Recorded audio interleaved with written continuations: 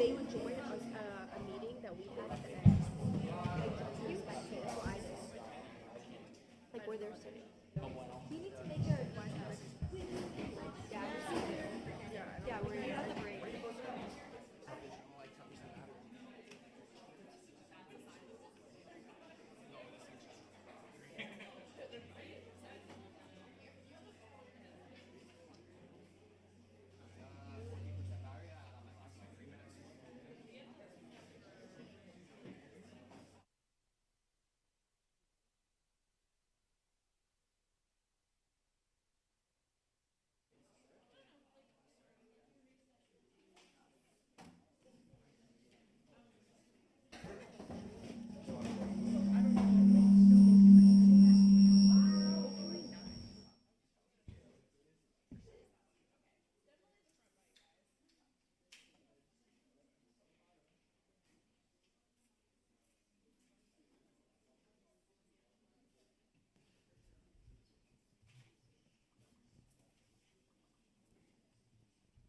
Seems to be fine now.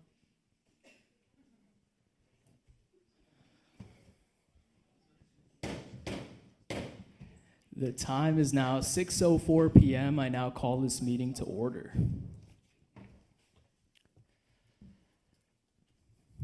I invite Councillor Braden Lovey to the podium to deliver today's land acknowledgement.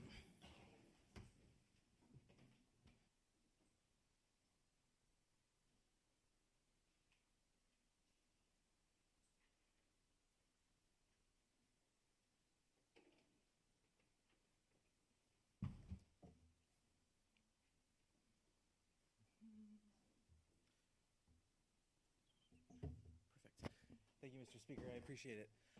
I'd like to begin this land acknowledgement with a brief reflection stemming from earlier this week, Kings hosted their Veritas lecture series, the initial lecture in their series where they invited Dr. Nigan Sinclair, the son of Senator Murray Sinclair, for those of you familiar, both very strong Indigenous advocates, teachers, and Murray Sinclair was a very influential figure in Canadian politics as a lawyer who frequently fought for and continually fought for the recognition of Indigenous territory and Indigenous sovereignty, working constructively with the government of Canada. One thing that really struck me in Dr. Sinclair's lecture was the idea of his idea and his thoughts about being and people and his thoughts about community as well. His thoughts there were to always have an and choice rather than an or choice, to build constructively with those around you and to recognize those with whom you live in community. So I invite, as we have this inaugural session of the academic year, of the 2025-2026 academic year, for us to consistently think about those with whom we live in community and those lived experiences that we bring to the table. So with that, I'd like to say that we acknowledge that Western University is located on the traditional territories of the Anishinaabe, Haudenosaunee, and Lenape-Wauk and Shonneton peoples, on lands connected with the London Township and Sombre Treaties of 1796 and the Dish with One Spoon Covenant Wampum. This land continues to be home to diverse Indigenous peoples, First Nations, Métis, and Inuit, whom we recognize as contemporary stewards of the land and vital contributors of our society. Thank you.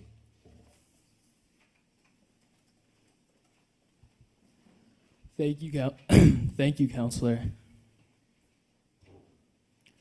We do not have an audio file for the Western song, so we will not be playing that today. But if anyone wants to sing it, please raise your hand. Do I have any takers? Councillor Bose?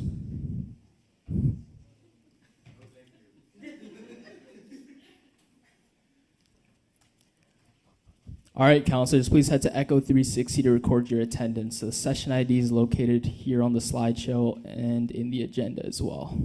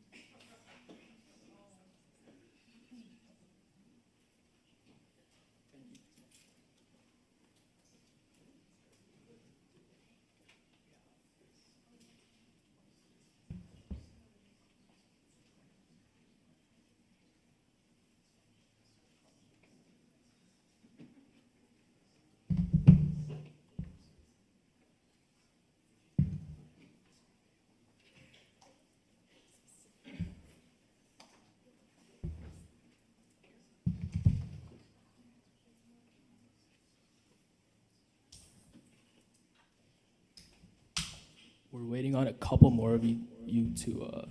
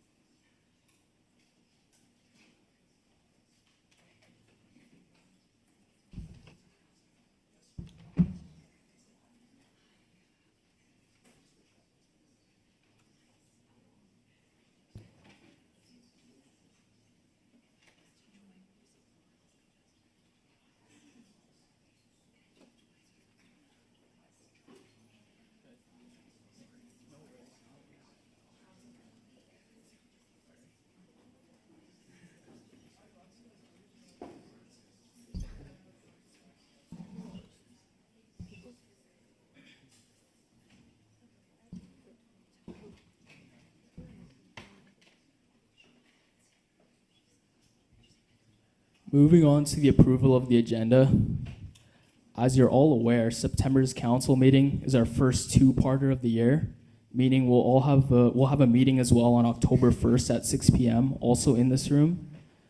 For part one today, the agenda includes a presentation from Aliyah Joku, the chair of Western Student Senators. Following that, we got a board of directors report from Grace Wu, the chair of board of directors. Our 4 action items include 3 elections, the motion to elect 1 counselor to the EDI committee, the motion to elect 2 counselors to the Library Student Advisory Council, the motion to elect delegates to the 2025 USA General Assembly. I will talk more about these in my comments from the chair. We then have a 4 action item from the Governance and Finance Standing Committee, which is the approval of the secondary 2025-2026 elections policy reforms. Following that, we have our first readings for the motion to approve annual edits to the standing orders of council and the approval of revisions to the agenda and council operations standing committee terms of reference. The last 2 readings are first readings only, meaning only questions can be asked in this part of the meeting. All amendments, points of debates, objections, and voting will happen in the second part of the meeting on October 1st. Can I get a mover for the approval of the agenda? Councillor Lovey. Can I get a seconder? Councillor Thompson. Are there any questions regarding the approval of the agenda? Councillor Wasty.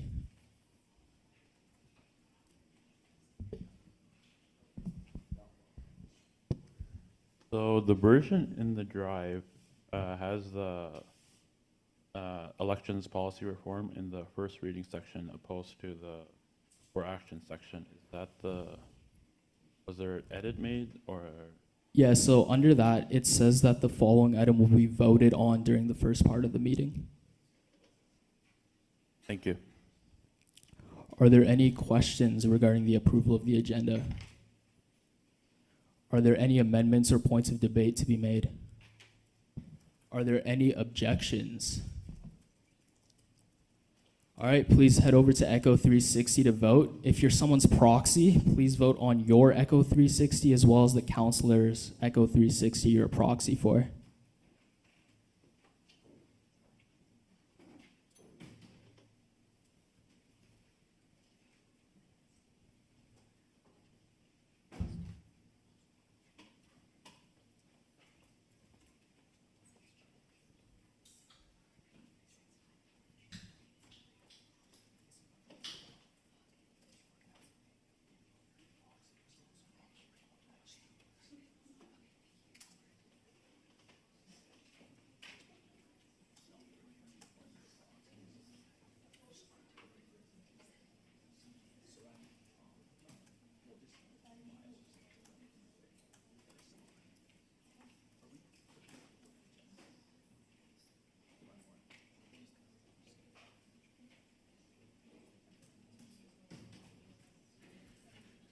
The motion passes.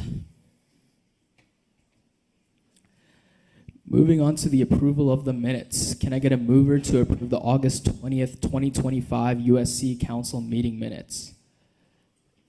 Counselor Johnny. Can I get a seconder? Counselor Kattenbotter. Are there any questions regarding the approval of the minutes of the last meeting? Are there any amendments or points of debate? Are there any objections? Please head to Echo 360 to vote.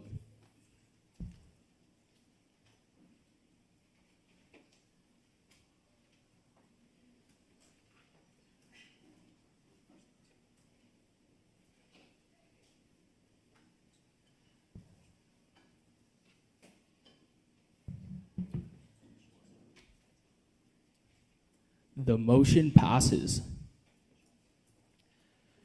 Moving on to my comments. First off, the Wave gave us a gluten-free sandwich if anyone wants it.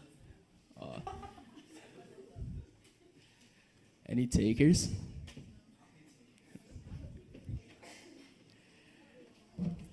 Okay, moving forward to the serious stuff now. Attendance has been a pretty big issue for us already this year. So please ensure you're attending meetings, and if you can't, make sure to send your proxy or regrets forms at least 24 hours before the start time of the meeting. Please refer to the counselor accountability and discipline procedure for the attendance policy. There's a handful of counselors who are already at the point where we could technically motion to remove them from council.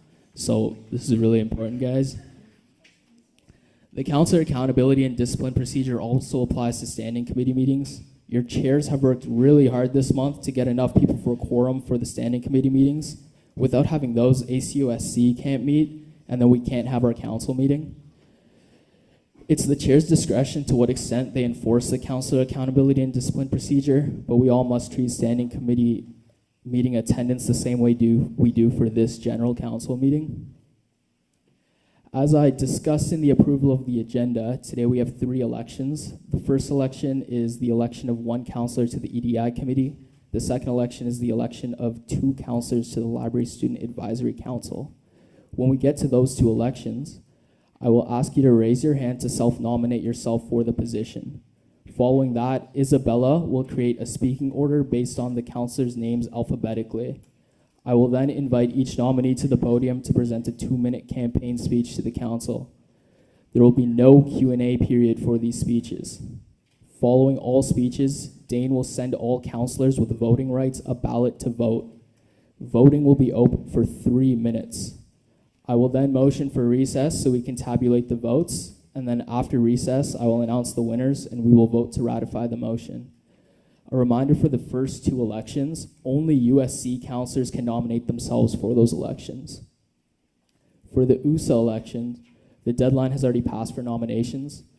Nominees include some people on council as well as other Western students who are currently in attendance over there. With this election, I'll invite each nominee to the podium in alphabetical order to give a 2-minute speech, also with no Q&A period. After all nominees have had the opportunity to speak, a ballot will be sent to the council for you to vote on. This ballot will be open for 5 minutes, and after that, I will be motioning for a recess.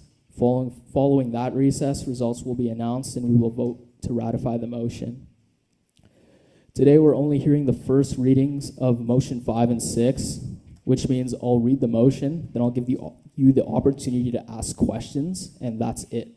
Amendments, points of debate, objections, and voting will take place in part 2 on October 1st. As you all know, this is part 1 of a part 2 meeting. All meetings for the rest of the year are strictly in person only. The Zoom link provided in the agenda is only open for observers to watch. For those of you in attendance today, you are required to attend part 2 as well. If you don't attend part 2, we'll count this entire meeting as an absence for you, so including this first part. For the rest of the year, I want to have a different counselor do the land acknowledgement each meeting. During the call for agenda items in October, I'm going to send out a Google form to council for you to sign up to do the land acknowledgement. This can be a personalized land acknowledgement or one of Western's provided ones. In ACUSC, we decided that after any presentation or report, I will choose the order of any questions to be answered rather than the presenter choosing themselves. This to help uphold Robert's rules and emphasize that questions and debates are to be directed to the chair, myself, rather than a specific individual. And yeah, that's all my comments from the chair. We're gonna move on to presentations now.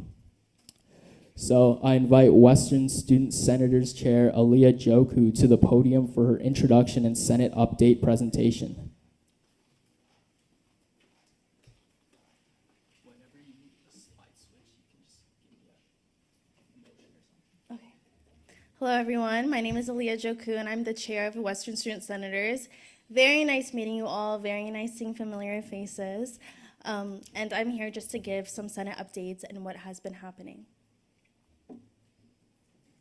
So first and foremost, since we do have some new USC counselors, I think that it's extremely important to provide an education and a background of what Senate is. So here are the three main streams of governance.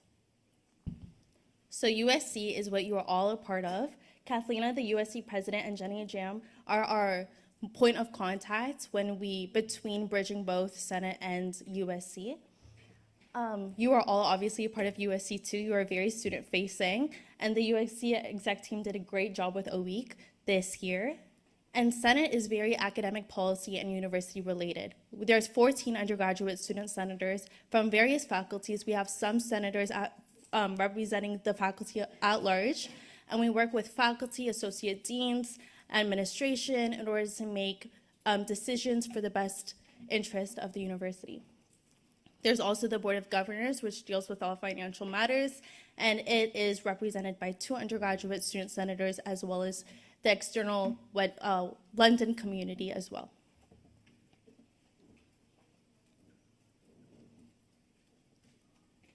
So these are some of the responsibilities of a senator. So a lot of times people do think that if I'm a faculty of science, a Schulich senator, I make decisions based off of what my faculty wants. However, our responsibility is to make sure that we make decisions based off of the best interests of the entirety of the university, not just our faculty. However, it is our responsibility to consult with you all and make sure that your voices are heard on Senate. So what are subcommittees? A lot of people are really confused when I say I'm a part of the subcommittee of academic policy and subcommittee of undergraduate planning. Nobody knows what that is. So to start off, I'll just give you guys a quick rundown of the way that subcommittees work. So for example, if you look at SOC, which is the Subcommittee of Undergraduate Academic Courses, and I was somebody who wanted to implement a new physics course that would go through SOC, and then it would be approved for at ACA, which is a broader subcommittee that deals with courses, program changes, and also any scholarships. And then finally, it will be sent to Senate for information or for approval. And our Senate meetings usually take place at the Great Hall on Fridays, and it's open to the public. So if anybody is interested in coming to Senate and seeing the operations and the functioning and the way that Senate works, I really, truly invite you all to come, or even invite your peers to come as well. So this is kind of the internal work that Senate has been doing. I have been meeting with a lot of the faculty presidents because it is really important that we maintain a really strong relationship between Senate and USC as well. Specifically, in some of the constitutions of faculty councils, senators are not recognized as members. So once I've met with all faculty presidents, I will be sending a draft of something that can be implemented into a constitution for faculties that do not have senators as recognized members. Some of the other discussions that we have been having too are recognizing senators as voting members. And some of the discussions that I've had with faculty presidents were that specifically for senators at large, if they are not part of the faculty, some faculty presidents do not feel comfortable having them as a voting member unless they are part of the faculty, which is very, I do understand where faculty presidents are coming from in that sense, because you want somebody to agree with and motion on something you want an individual who is part of your faculty to motion on something for your council, which I completely understand and agree with. And in terms of our internal team, Senate training, we have done gender-based sexual violence and training, and that took place last week, Friday. So it was the first time this was implemented this year. And I have had great reviews and positive feedback from a lot of the senators. And then we also had training during the summer. So this involved a kind of a Senate orientation and breakdown for senators. We talked about the operations of Senate. We also talked about what subcommittees are and also the role of senators, and specifically, how do you make motions? How do you implement changes? How can you make amendments? So, and also, how do you ask questions at Senate? So those are basic things that every effective senator should know in order to make an impact at Senate. And then finally, I met with the university secretary because I think that it's extremely important that Senate updates can be posted on social media. So I was just looking at what capacity we have to do that, because I want to ensure that the broader community also knows what's going on at Senate. And then we were also thinking about creating a universal Google form in which students can voice any concerns or ideas or questions regarding the Senate agenda that comes up every month. So these are some things that have been on the Senate agenda and have been passed. So item 6.2, which is the revision for Senate election procedures. So instead of having two affiliate seats, we now have one specific King seat and one specific Huron seat. And this ensures that students from both Huron and both Kings are represented. However, if a student does not run for a certain position, for example, if a Huron student does not run for a Huron seat, then that seat will be given to the other affiliate college, which is King's. And then also there has been revisions to the terms of reference of the Senate Committee on Academic Policy. So instead of, I don't know if you all remember, but last year there was a survey that came out about the changes in Fall Reading Week. So now, Senate, we do not have control over the undergraduate sessional dates. And I know that can seem like a concern. However, the Office of the Registrar has guidelines to ensure that everything is met in terms of how many instructional hours Senate has and how many instructional days each professor has as well, which is really important. So once the Office of Registrar follows those guidelines, it's going to be sent to the Senate Committee of Academic Policy for information, and then to Senate for information instead of for approval. And then also some extremely exciting news, Jaden Wright, if you want to wave over there, she has been elected as our Huron senator. So not only is she a Huron president, but she's also a senator with us as well. If everyone can give a round of applause.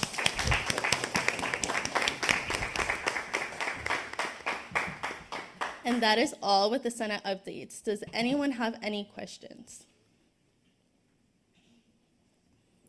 Okay, amazing. Well, it was great presenting with you all, and I hope to see you in the nearby future giving more updates as well. Thank you, Aaliyah. Moving on, I invite Grace Wu, the chair of the Board of Directors, to present her Board of Directors report. Grace is joining us from Zoom today, so you'll be able to hear her through Zoom. Hi, everyone. Hopefully everyone can hear me, but thank you, Armand, for the introduction. Yeah, I'm joining online, not feeling really well today, but hopefully we'll be joining you guys in person for the next council meeting. So with regards to the board, we actually haven't held a board meeting since our last council meeting, but on the board level, all the committee meetings are complete, and our next board meeting is for next week. This past week, we have done our audit and financial training for all directors. So just looking at our investment plan, how our finances are conducted so that all directors are prepped and ready for the school year. Most recently, the board has voted to approve certain elections policy reform updates. And I'll just give a quick update on that. So you guys have now had your eyes on the electoral code changes, and it has been passed by the board. And also along with that, the former elections rule documents have been repealed, so they are no longer in effect. We have now secured the external investigator and hiring for the elections governance board members, so the EGBM will take place as soon as possible. And lastly, I just wanted to mention how the board will be subjecting the electoral code for review for our next board conference in the summer of 2026, following the elections cycle to assess its effectiveness and implement any potential changes to be made. So I know it's a quick update, but happy to answer any questions. Thank you, Grace. Are there any questions? It seems like we don't have any questions, Grace. Thank you. So those are our presentations for today. Moving on to our for action portion of the meeting.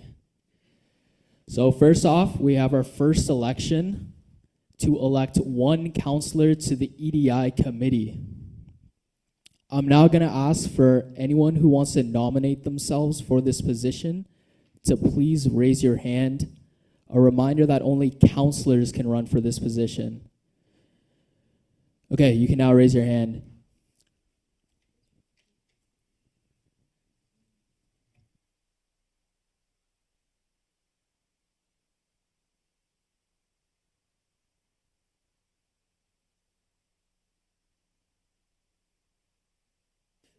Just to confirm, the only nominee is Hamza Wasty.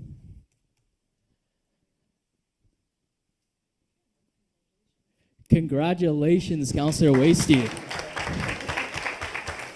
That makes our job a lot easier.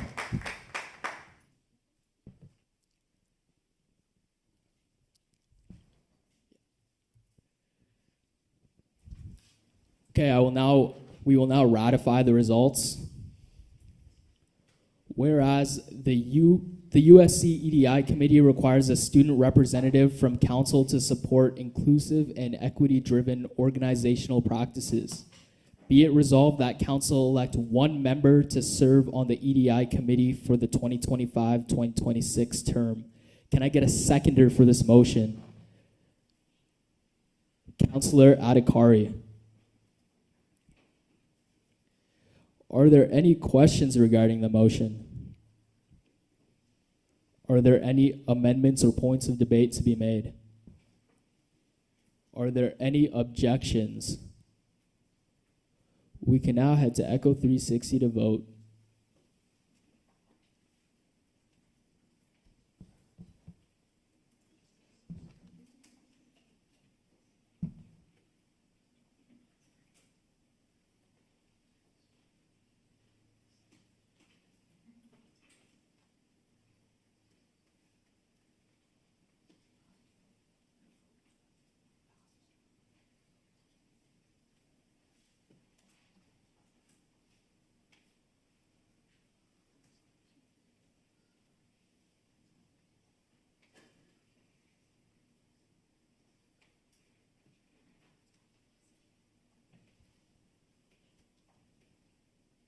The motion passes unanimously. Congratulations, Councillor Wasty.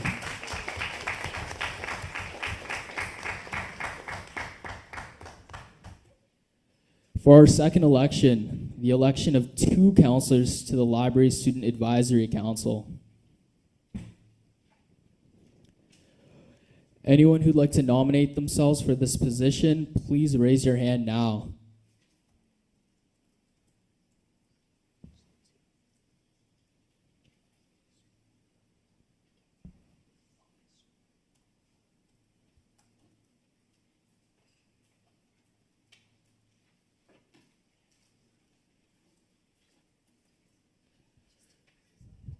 To confirm, our nominees are Councillor Lovey and Councillor Logaswaran. Wow. This meeting might go a lot quicker than we expected. Congratulations, Councillor Lovey and Councillor Logaswaran.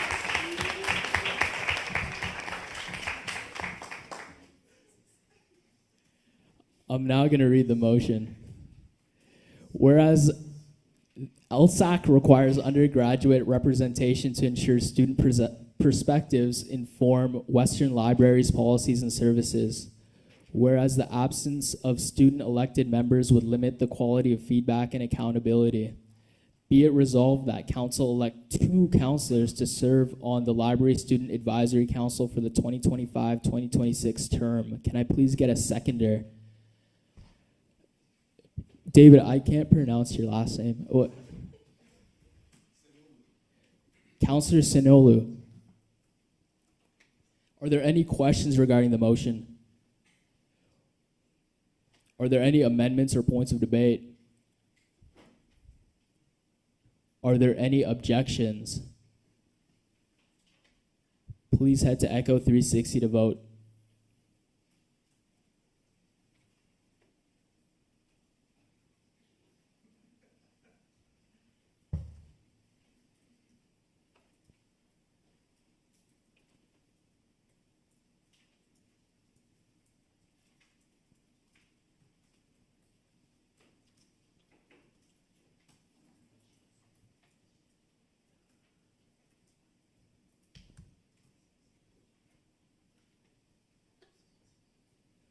The motion passes unanimously. Congratulations, Councillors Lovey and Logaswaran.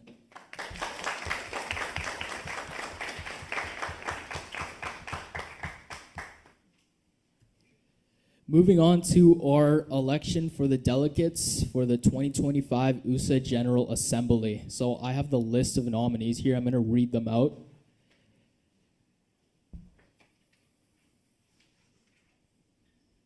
Yusuf Al-Ani, Jasmine Antonelli, Assad Awadwe, Kenny George, Aisha Hassan, Aliyah Joku, Amrita Logaswaran, Daksha Sathanathanan, Stephen Titian, Camila Tynes McKenzie, Emily Valatuti, Angela Wang, Hamza Wasty, Jaden Wright, Noah Zabian. Is anybody else nominated that I didn't read? Yes, Omar? Sorry, just a correction. Cami has already been confirmed. Yes. She'll still give her speech though if she wants. Oh, I told her. She doesn't have to. Okay, so for our first nominee, Yusuf, he was unable to join us, so he has a video for us, so I'm going to play that.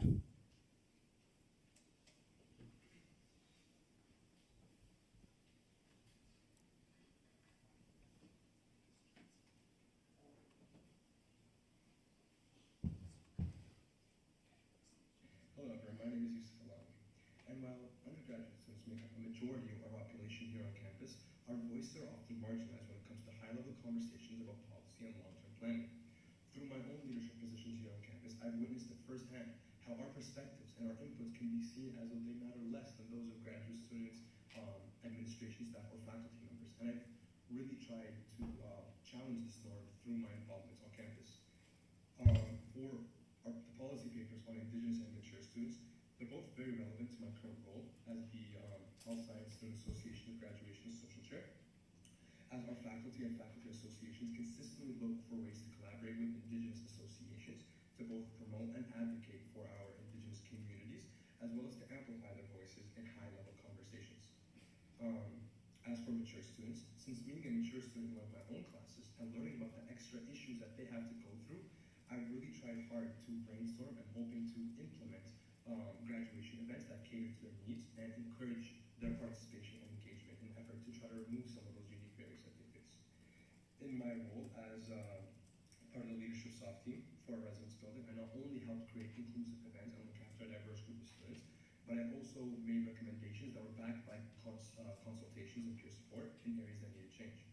And as a current undergraduate senator and as a member of the Senate Subcommittee on Undergraduate Program Planning, I incorporate student voices and highlight underrepresented issues in an effort to improve our programs through direct policy work with our university administration. To conclude, if there was one thing that I hope you all take away from my speech today, is that I have a deep love for advocacy and a strong sense of responsibility to represent diverse needs.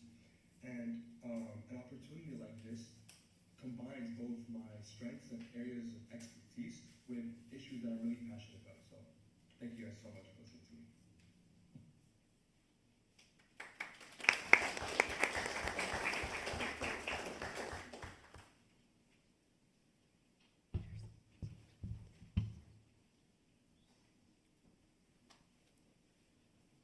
I now call up Jasmine Antonelli to the podium to deliver their speech.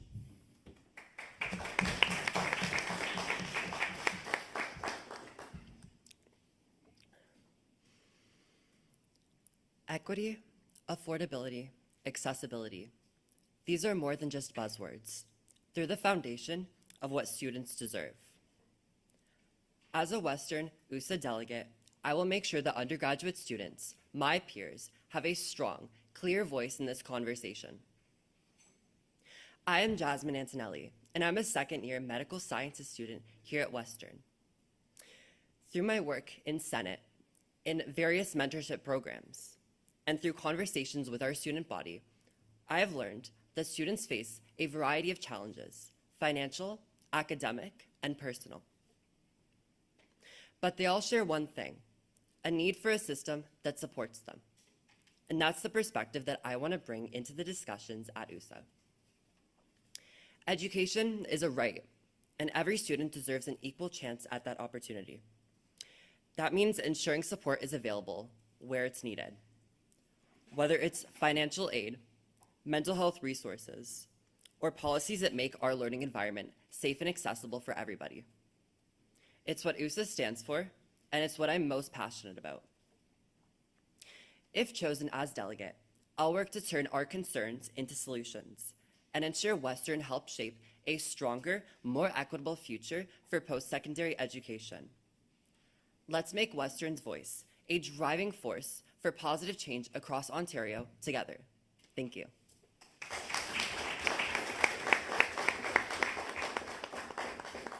Thank you, Jasmine. I now invite Assad Awade to the podium.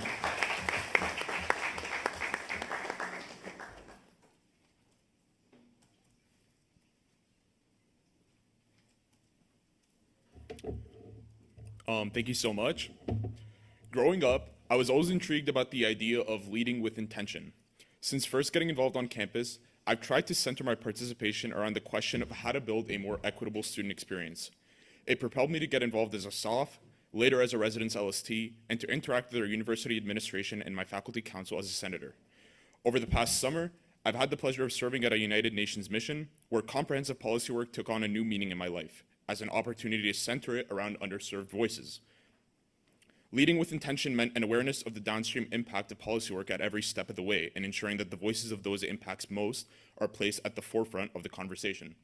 Moreover, it taught me that our voices as youth and as university students span far beyond more than what we credit ourselves for. Many of the lessons that I learned in New York are honestly extensions of those I learned as a student leader on this very campus. So being an USA delegate stands out as an opportunity to represent our student body, but also as an opportunity to learn, particularly when this fall's policy papers touch on Indigenous students and mature students carrying lived experiences that I can't replicate. My hope is to engage with peers from universities across Ontario to understand their unique perspectives, to assess gaps in accountability, and ultimately work collaboratively on the question of how to build a more equitable student experience. And with that, I hope that in October, that our university and our student body will be the ones that are leading with intention. Thank you so much. Thank you, Assad. I now invite Kenny George to the podium to deliver their speech.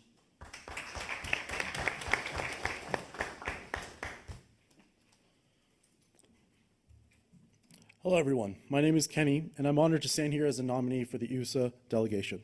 What excites me about this opportunity is not just the chance to represent Western students, but to engage directly with the policy conversations that shape our education system across Ontario. Through my role as a director on the board of directors and a member of the HR subcommittee, I've gained valuable experience in governance, reviewing policy proposals, and representing student voices at the decision-making table. I want to bring that same dedication to USA. listening carefully, contributing thoughtfully, and ensuring Western's concerns are meaningfully reflected in provincial advocacy. One paper that resonates deeply with me is the Mature Students Policy paper.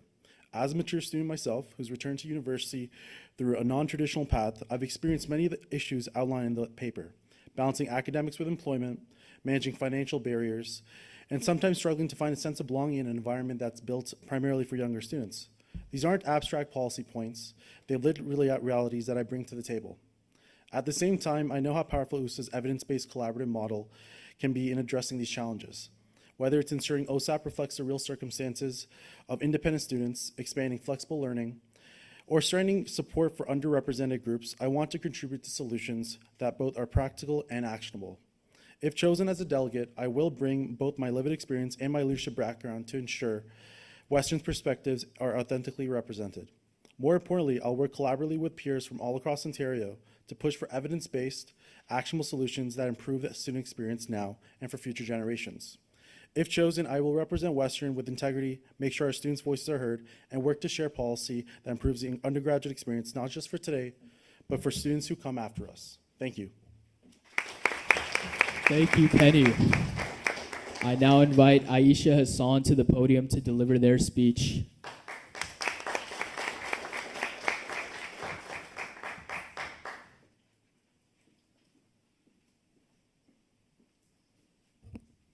Hi, everyone. I am so grateful for the opportunity to be here with all of you today. Being amongst so many very cool, very incredible student leaders makes being up here feel a little less scary. Yes, I did just self-proclaim to be a student leader, but that's only because I have been fortunate enough to serve the Western student community these past few years. Having served as an executive on 5 different clubs, I've become familiar with a wide range of student perspectives that now inform my leadership as a senator on Western Senate. When decisions are being made through motions like MAP Policy 1.1 or the Navitas Partnership, these insights help me ensure that the outcomes reflect the student body's best interest.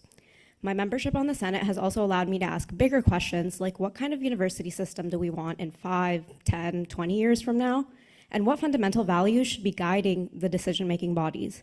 This is the mindset that I bring to the System Vision paper because I believe policies should do more than just patch issues. They should create long-term equity. The same approach applies to the Indigenous and Mature Students paper. For example, last summer I worked with the Higma Public Affairs Council on a project addressing educational barriers faced by Indigenous youth in London, particularly in STEM areas. That experience showed me that policy is only as strong as the voices it centers, and that Indigenous perspective must be prioritized from the onset, not just included. Similarly, in my role as a SOF this past O-Week, I learned that transitions are always tricky, and that support, or lack thereof, can define someone's university experience, which is why I feel that mature students, just like first years, also deserve tailored resources and opportunities. I'd like to end by recognizing the fact that undertaking representation roles such as this one must come with a commitment to go beyond just the title and holistically embrace the responsibilities associated with the position, which I hope to do as a delegate at USA. Thank you for your time. Thank you, Aisha. I now invite Aliyah Joku back to the podium to deliver their speech.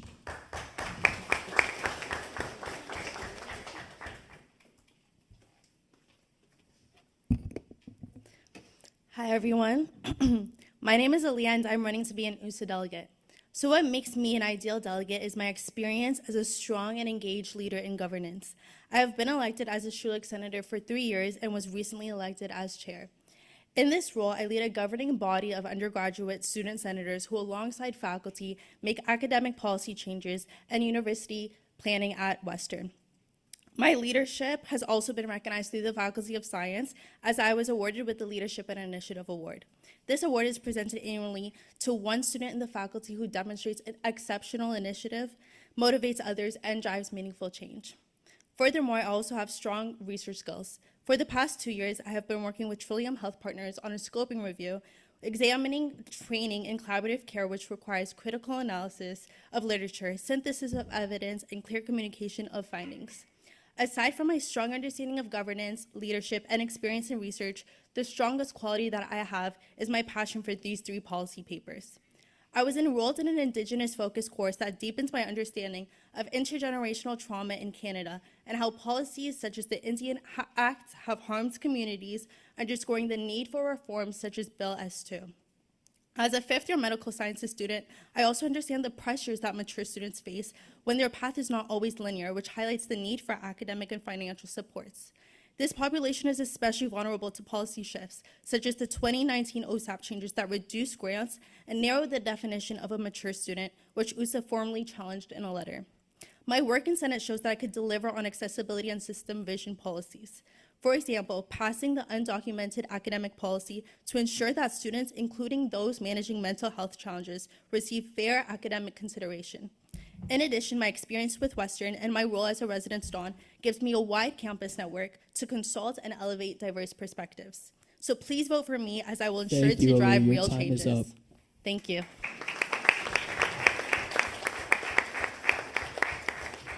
I now invite Amrita Logaswaran to the podium to deliver their speech.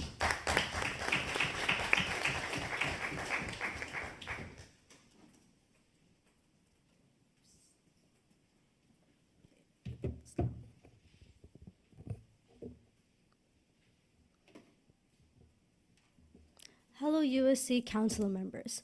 My name is Amrita Logeshwaran, and I've always been a big fan of track and field.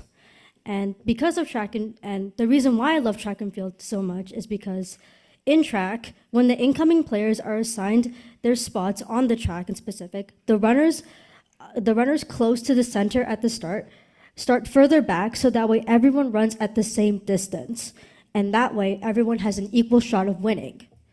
I wish STEM was the same, but as a woman of color, I have faced an unreasonable amount of indirect and direct discrimination. In my first year, I was the only woman on the aero design engineering team. And yet, despite my contribution as a junior lead and being heavily active in the team for many hours on end, I would consistently hear comments like, "You were only selected as a junior lead just because you're a woman." Commentary like this isn't just incorrect. It feels like you're punching down on somebody. It felt like hell. I felt so inadequate when I heard my own peers discredit my work, what I put in, my time. I stand before you here today hoping to be selected as one of your USC delegates because I never want anyone to feel the same way I did. Quoting the Lorax, "Unless someone like you cares a whole awful lot, nothing is going to get better." It's not. And me, I care a whole lot.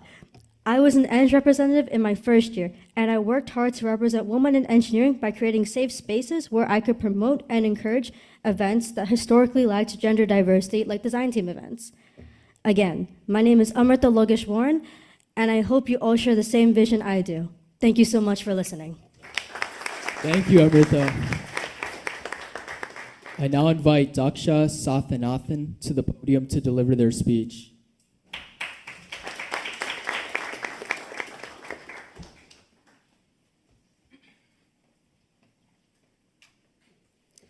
Good evening. My name is Daksha Sathanathan. I'm a fourth-year student double majoring on main campus and at Huron. My experience on both campuses has shown me how affiliate and main campus students have different needs and want to bring both perspectives to the provincial level. I want to be a delegate because I know what it feels like when support exists in theory but not supporting in real life. In my second year, I faced a medical challenge and had to navigate that all by myself. That experience forced me to become a SOF, a current residence education advisor, and now USC's Wellness Equity Coordinator. I then created Western Housing's first accessibility workshop and followed up realizing that even small changes can improve accountability, which connects directly with this organization's accountability and system vision policy. I also saw gaps in Indigenous-specific supports when I helped a first-year student from Nunavut. I realized that they struggled in finding mental health services specifically for their own culture. Western needs to step up, and the best way to do that is with USA. And this specific policy in Indigenous students is helping in that specific part. As a delegate, one may focus heavily on the words on policy papers, but because I have witnessed firsthand how the absence of these supports detrimentally impacts student lives, I will push to make sure changes are made. Therefore, I am an ideal candidate because working closely with students from different perspectives has shown me how to balance urgent needs with achievable timelines. This year's USA's policies are personal to me, as I've seen how students fall through the cracks even when policies don't match reality. And I want to make sure their concerns are heard on campus, and we bring forward a place of influence that can change the rest of Ontario. Thank you. Thank you, Daksha. I now invite Stephen Titizian to the podium to deliver their speech.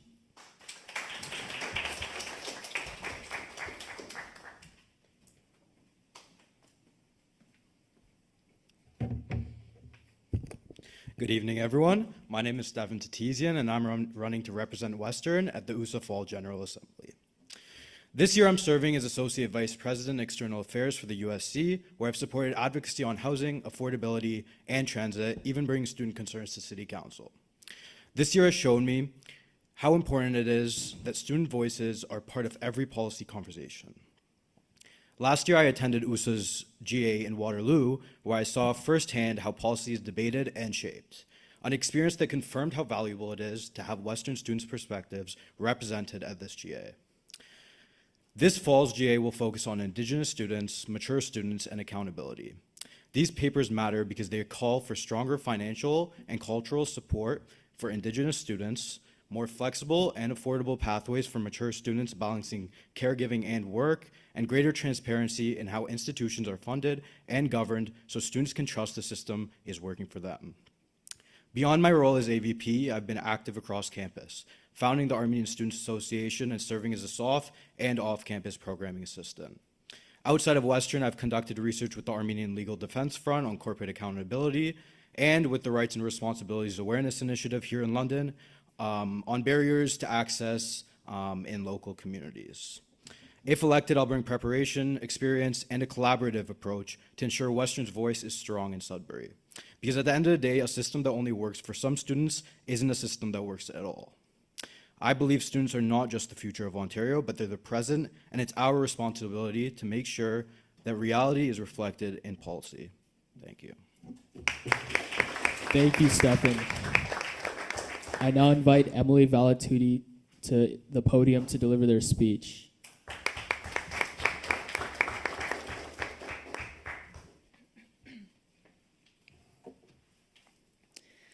Good evening, counselors and speakers. Over my 4 years here at Western, I've had the privilege to understand the complexities, beauty, and strength that is to be a university student. One thing has become clear: our voices matter, and our voices can lead to change. That starts with us. I believe that every student deserves the countless opportunities that the institutions can provide for. That belief is what drives me here today, hoping to represent my fellow students here at the USA General Assembly. Hi, my name's Emily. As a fourth-year political science student, I've had the privilege of working alongside professors and peers on research policies, government theory, and experiences that have sharpened my ability to analyze issues and advocate effectively.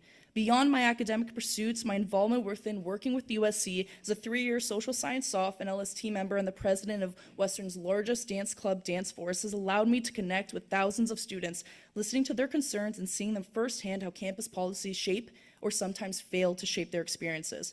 Through these roles, I've gained a deep understanding of the diverse changes that students face across different communities.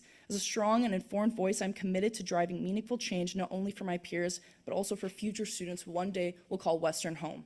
I see USA as the best platform to turn these experiences into meaningful change. I've carefully studied the policy papers and provincial government legislation on post-secondary matters, and I'm eager to contribute to advancing them. For example, as a student with Métis ancestry and a deep education on Indigenous history and rights in Canada, the policy that calls for increasing Indigenous student alliance and access to support is something I'm very passionate about and ready to make change as an USA delegate. During my time here at Western, I've been fortunate to witness the challenges, resilience, and richness of the university student experience. This, combined with my academic and leadership experiences, is incomparable tools that will contribute to passion as a passionate General Assembly member. Equitability, diversity, and advocacy is what students need. I'm asking for your support, not just for me, but for the vision of a stronger, more connected student community. Thank you. Thank you, Emily. Angela Wang wasn't able to show up, but I have a video for their speech.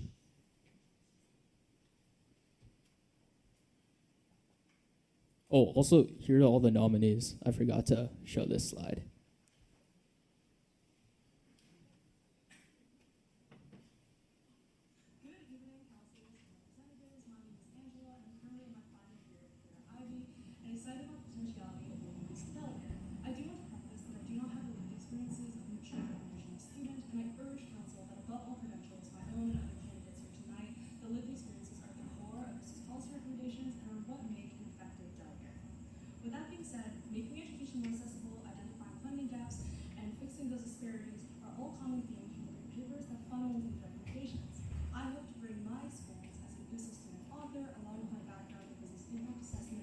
some research and interfacing with the provincial government into those discussions.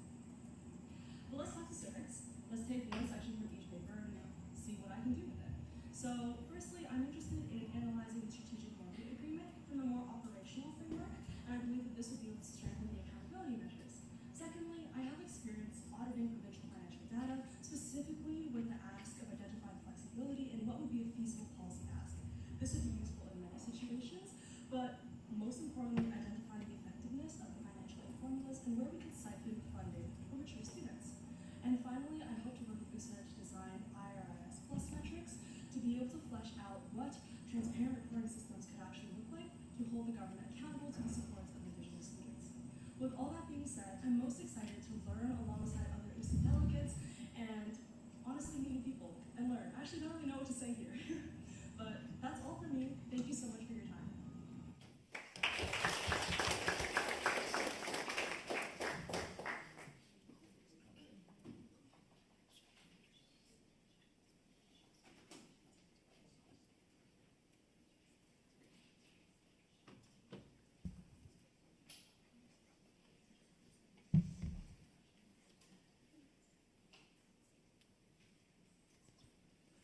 I now invite Hamza Wasty to the podium to deliver their speech.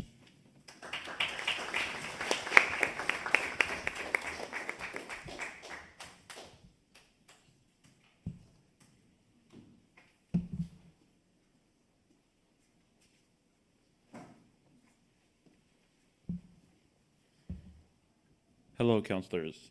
For the upcoming JA, while system business does sound a bit vague, it's quite important. Ensuring us students are advocated for, especially equity-deserving groups. There have been instances where the university has repurposed places, different rooms in the university which they didn't realize were actively being used, such as prayer rooms.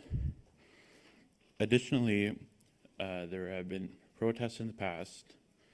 I won't get too deep into it, but the important thing is that we need to advocate as universities like to, let's say, set restrictions on these protests, which is against the very nature of protests, especially in a democratic country, province, city, and university, as we all are elected democratically. I want to ensure that there are supports for mature students, especially ones older than myself.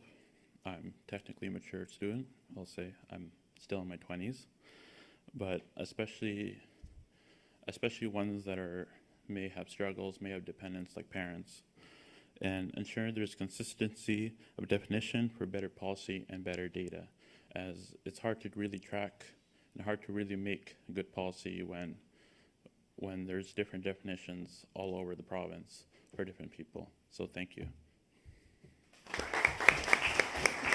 Thank you, Hamza.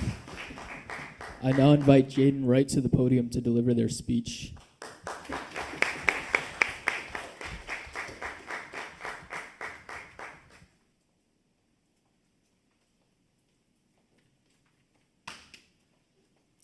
Hi everyone, my name is Jaden and I'm a fourth year political science student over at Huron. My interest in being a delegate at USA conference stems from my unique experience as both an affiliate student and as the president of the Huron University College Student Council.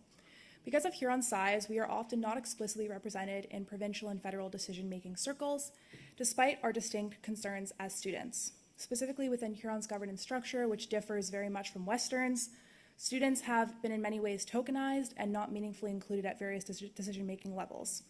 Many of our academic policy decisions are actually limited within our Educational Policy Committee, and Huron University students have historically not been allowed the opportunity to actually voice their concerns in a meaningful way. Understanding these barriers to student advocacy is what makes me an ideal candidate for the role. My involvement as Vice President Student Affairs at Huron last year on the academic and advocacy committees within the USC have provided me a unique insight into Western's priorities as well as Huron's priorities, making me an ideal candidate. With regards to mature students and Indigenous students, I've always been passionate about including diverse voices in decision-making. As UPSA, I introduced the very first Indigenous representative to our General Assembly, published a BIPOC policy paper which centered the voice of Indigenous students, collecting feedback through surveys, focus groups, and conversation circles, as well as published a resource guide for mature students, providing me with an informed perspective to serve as a competent delegate to USA. This experience showed me the importance of amplifying the voices of students with roots to express their needs, and I'm eager to bring these perspectives to USA. Thank you. Thank you, Jaden. I now invite Noah Zabian to the podium to deliver their speech.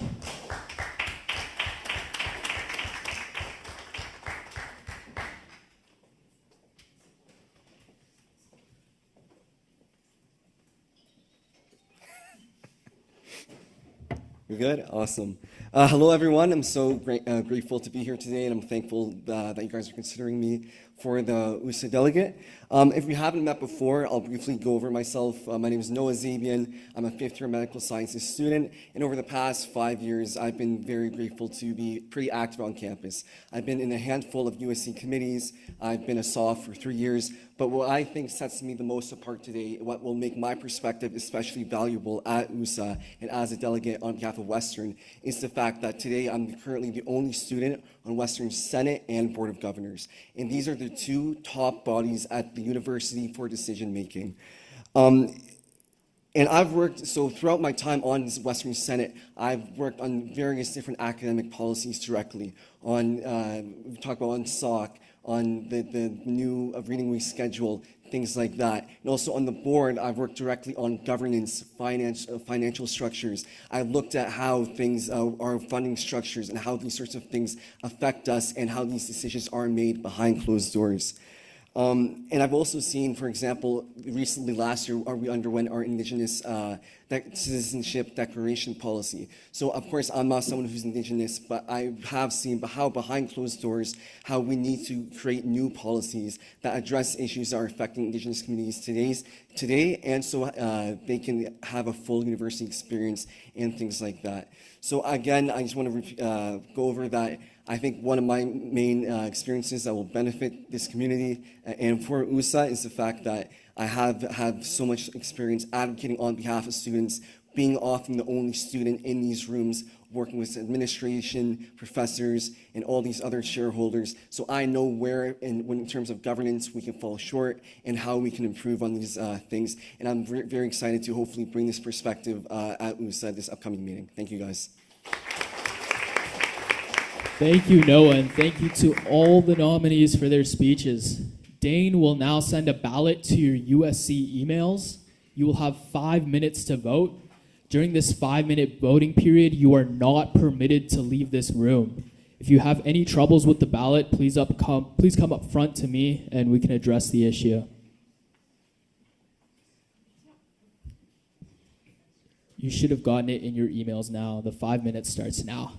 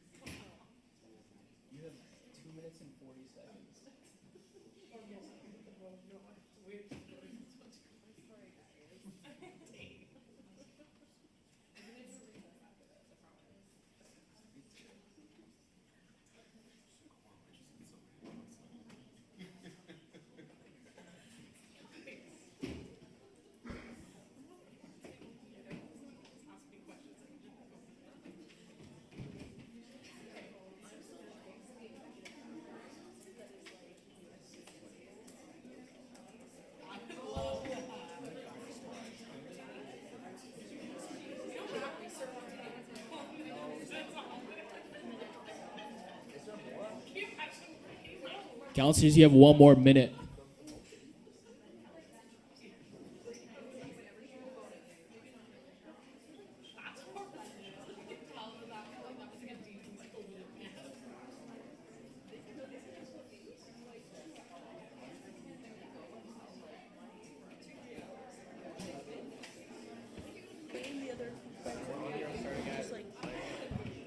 Oh my god. So you pick 8 and then you abstain in there.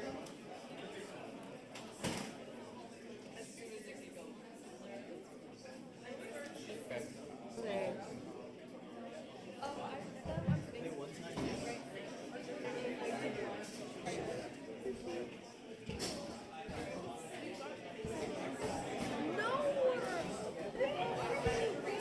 Wait. Counselors, could you head back to your seats, right? I just need to motion for the recess, then you guys can get up.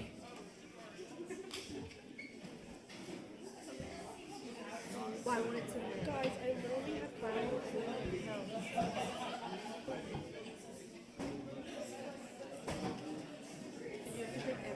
Okay, we're gonna come back. We're gonna tabulate these results. So in the meantime, I'm motioning for a 10-minute recess.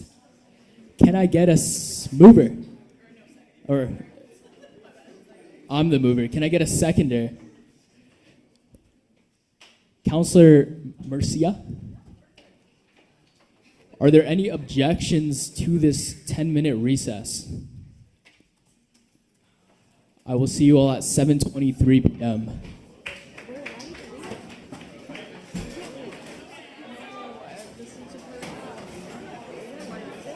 No, I'm directing a frat dance. What time is that?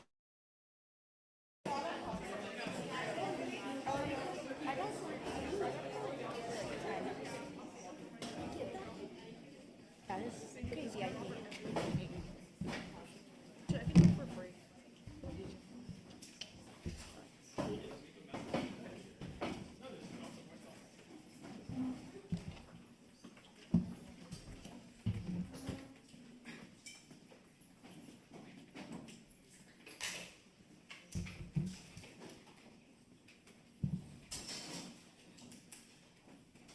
The time is now 7:24 p.m. I call this meeting back to order. The successful candidates are Aaliyah Joku, Noah Zabian, Jaden Wright, Kenny George, Assad Awadwe, Emily Valatuti, Angela Wang, Amrita Logeswaran, and Camila Tynes McKenzie. Congratulations.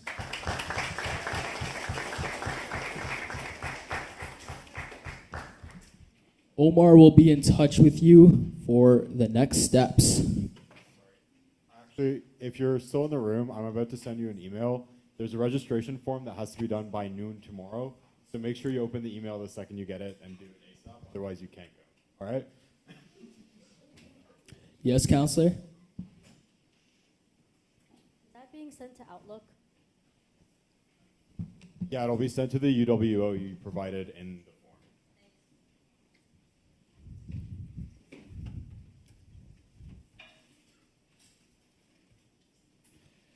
We are now going to ratify these results.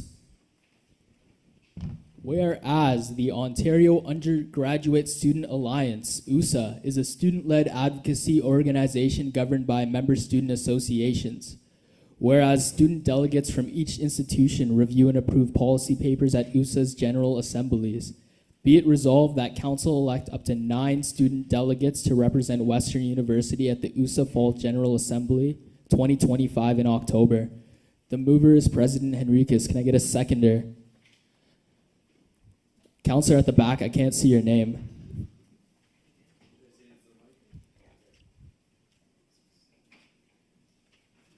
Counselor Bobkowicz. Counselor Bobkowicz. Are there any questions regarding the motion? Are there any amendments or points of debate? Are there any objections? We can head to Echo 360 to vote.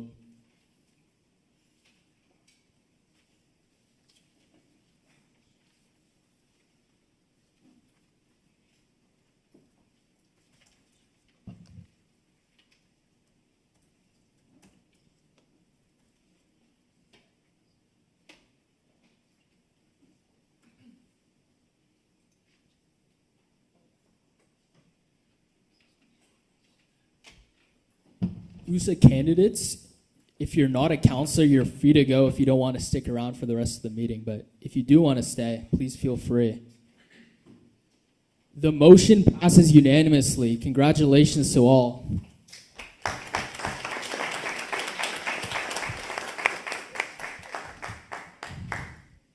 We have another 4 action item. This is from the Governance and Finance Standing Committee, the approval of the secondary 2025-2026 elections policy reforms. This is a really long motion, but I got to read it all. So, whereas the August 2025 motion anticipated a second phase of reforms, including updates to the adopted electoral code and related policies, and the formal repeal of outdated or redundant documents in order to fully implement the new framework. Whereas finalizing these reforms in a timely manner is necessary to ensure that both the fall 2025 by-election and spring 2026 general election are administered under a legally consistent and operationally coherent model. Be it resolved that Council approves the following updated elections-related policies for use in the 2025-2026 academic year. USC Electoral Code. Bylaw number 2, elections. Elections Governance Board balloting procedure. Elections Governance Board campaign finance procedure. Elections Governance Board nominating procedure. Be it further resolved that Council endorses the following policy updates, which fall under the jurisdiction of the USC Board of Directors for formal approval for use in the 2025-2026 academic year. Elections policy on dual degree students, referendum and plebiscite policy, registered interest party procedure. Be it further resolved that Council formally repeals the following documents effective immediately, as they have been replaced or rendered obsolete by the updated policy framework. Elections Rules and Violations Policy, Elections Rules and Violations Procedure, Elections Governance Committee Terms of Reference. President Henriquez is the mover. Can I get a seconder, please? Councillor Thompson.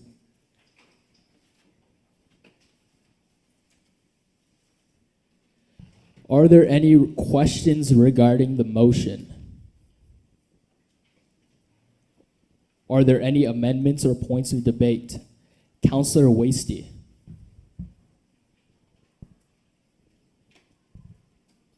Would it be possible to amend the USC electoral code? I will pass the speaking rights to President Henriquez.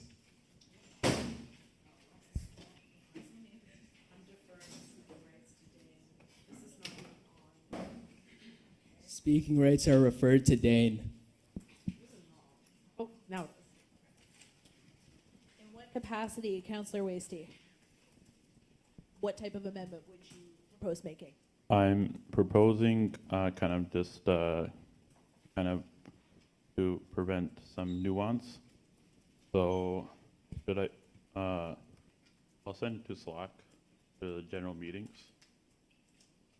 If there's a specific subsection or wording change that you'd like to make, essentially the process for that would be you can share the exact wording that you would like to revise, and council will have to vote to accept the wording for consideration, and then they will question and or debate your amendment, and then vote on whether or not to accept the amendment.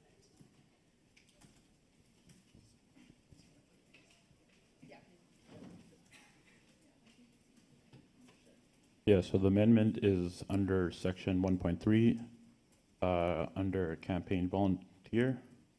I wanted to add an amendment that of a subsection 1.3.1, student clubs are considered a group if they're actively supporting by hosting events and posting content, unless they are only supporting passively by minimal posting that states and explains an endorsement of a candidate, and 1.3.2, promoting does not include personal expression by individuals. Can I get a seconder for this amendment? Councillor Lovey. Are there any questions regarding the amendment? Are there any amendments or points of debate to be made to the amendment? Are there any objections to the amendment? The amendment reads, 1.3.1, student clubs are considered a group if they are actively supporting by hosting events and posting content, unless they are only supporting passively by minimal posting that states and explains an endorsement of a candidate. 1.3.2, promoting does not include personal expression by individuals. Councillor Thompson.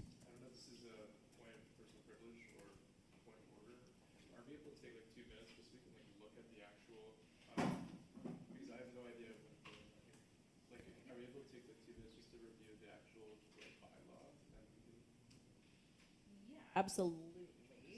So, Do you want me to call a 2-minute recess? You can motion for that. Can I get a secondary? Councillor Lovey. Are there any objections? We will resume at 7:35 p.m.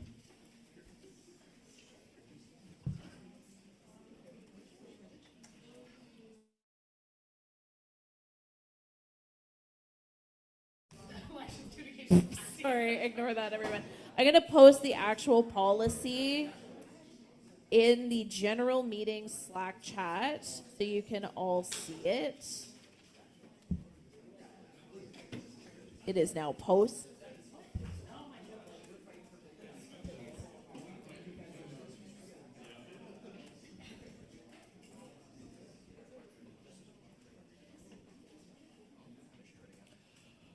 A motion is to extend the recess to 7:43 p.m.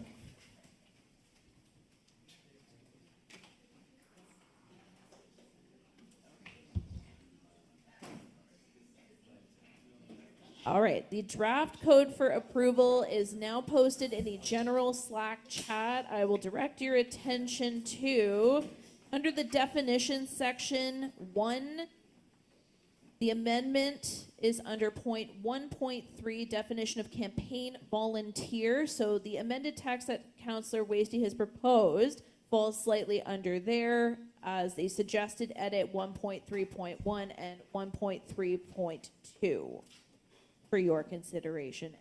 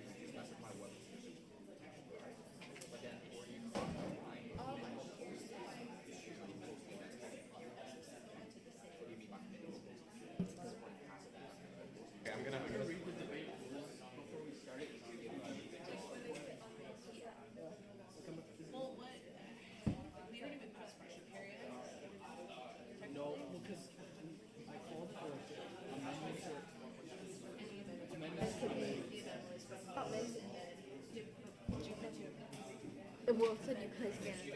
He really said don't be that fucker. It's fine, I guess I didn't know when he moved.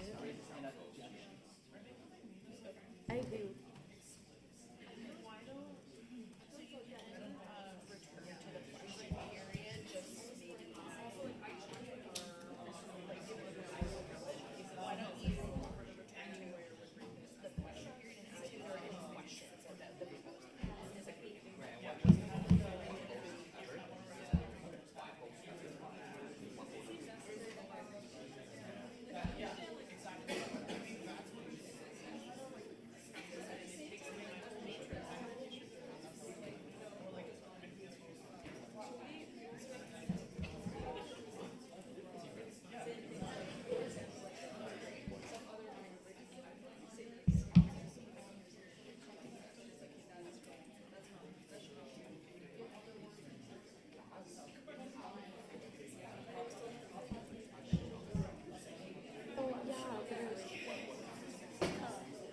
I guess I could fill a cup with two. Like this one. No. Hey, no, we can't. It's crazy. But where the plates? There's no way. I want another wrap. This is like making me. Dude, I was supposed to be fucking like steak tonight. Like all my dinner plans. Frat basement.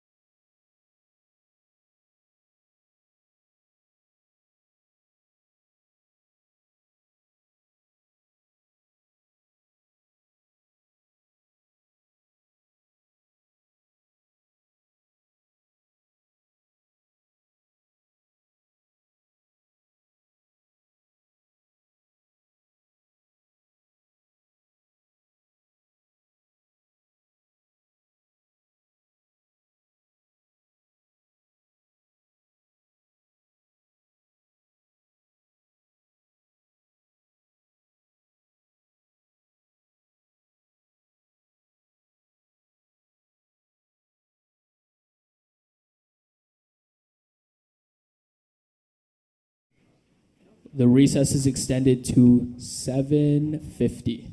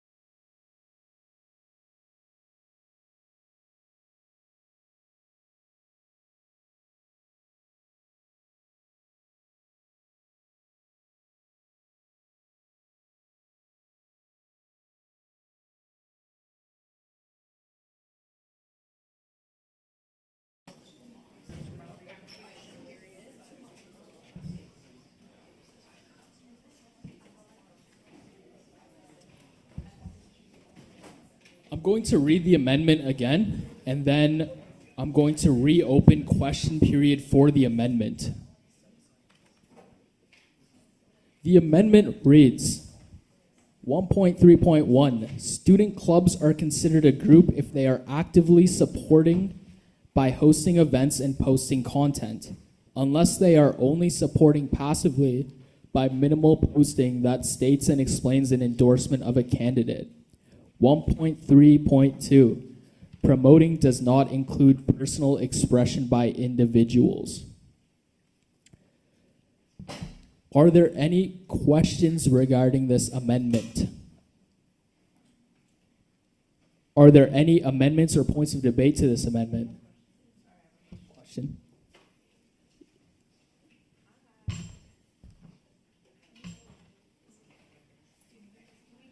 can just talk really loud. Oh, maybe? Hello? Yeah, there we go. Hey, guys. So through the chair, I think my question on this item is around like the intention of the amendment, because from my conversations with our legal counsel and with the board and with the governance subcommittee, I think other sections of the policy, including the section above 1.3, make it clear that a club can be considered a campaign volunteer, because it clearly states a group, whether compensated or not, who assist a candidate with campaigning.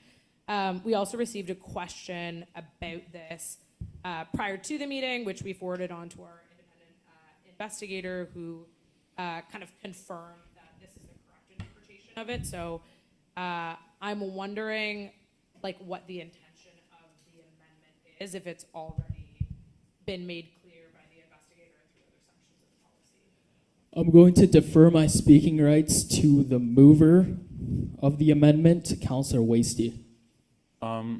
I just wanted to kind of add the amendment to clarify some nuance, because when I did consult CAT, I will say that, but after looking through the document and looking what is assumed, I kind of wanted to make it clear so those students, and perhaps if this goes on to future years, there's no confusion or different interpretations, and so there can be consistency and understanding by students current and future. Before I give speaking rights back to President Henriquez, does anybody have anything to say? Councillor Bose.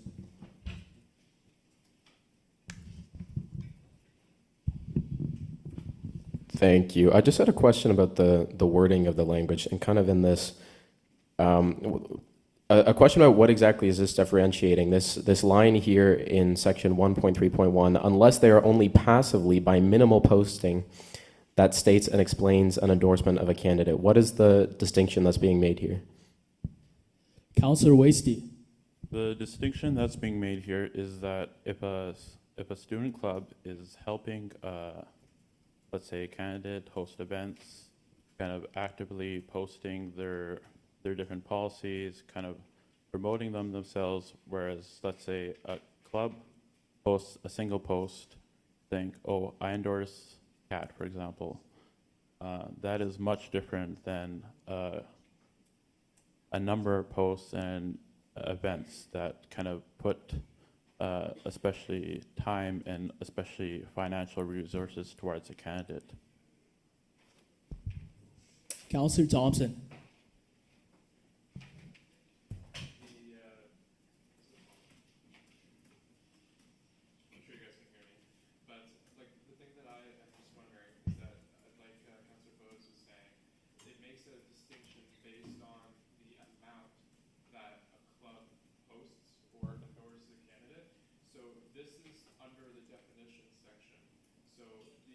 Policy is affected by the definition of what a campaign volunteer means. And if your responsibilities or liabilities change depending on how much a person posts or endorses a candidate, it causes a lot more confusion and points of unclarity for any disagreement when it comes to the policy. If somebody makes an appeal appeal to the board, they then have to debate, and they're victim to what a campaign volunteer is. They have to argue what the limit to minimal posting is to fall under a campaign volunteer to be safe from that. It just doesn't seem like it's something that's needed. Councillor Wasty. I'd say that I kind of want to make the distinction, and I guess minimum posting could technically be clarified by, if somebody would want to make a friendly amendment, I'd be open to such a making, let's say, a post or 1 or 2 posts to clarify that, but I think the distinction is important.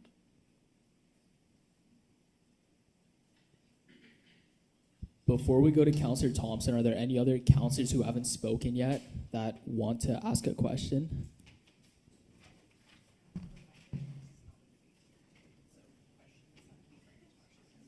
And a reminder, we're not in a debate period right now, we're in a question period, so anything said needs to be framed in the form of a question. Councillor McNabb.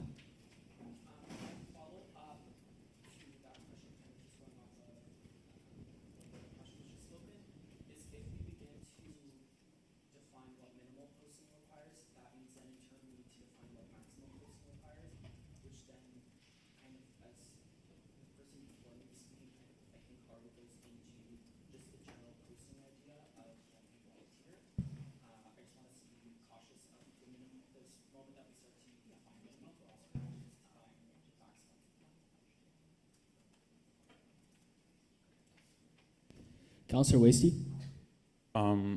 Well, the point of the minimum posting is so that there's a threshold of what considers, let's say, passively. Maximum, I'm not sure if there's anything currently in the USC Electoral Code that mentions how much a person or group can post, but that minimal threshold is simply to understand the difference between the two groups, actively versus passively.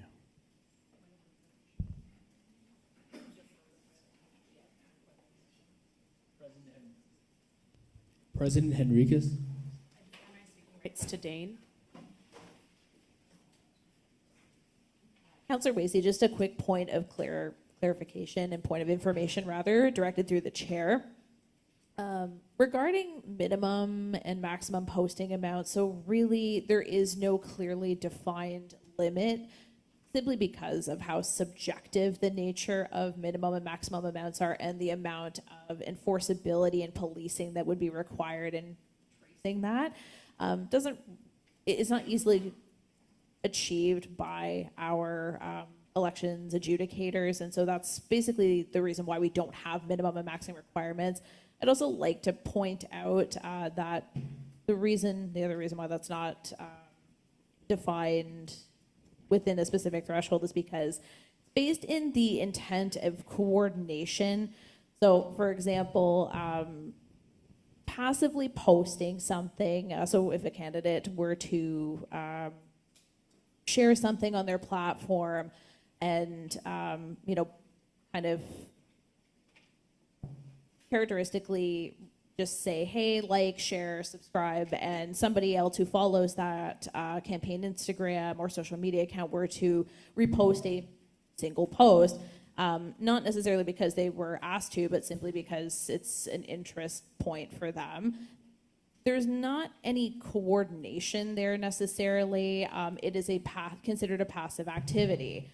There's a really big difference between coordinating posts, for example, with a group or individual student. And that's really what, for example, if a violation were to be filed, would be examined by the investigator and the elections governance board members, is the intent, the amount of coordination that went into trying to get other people to repost, essentially, or get that group to repost.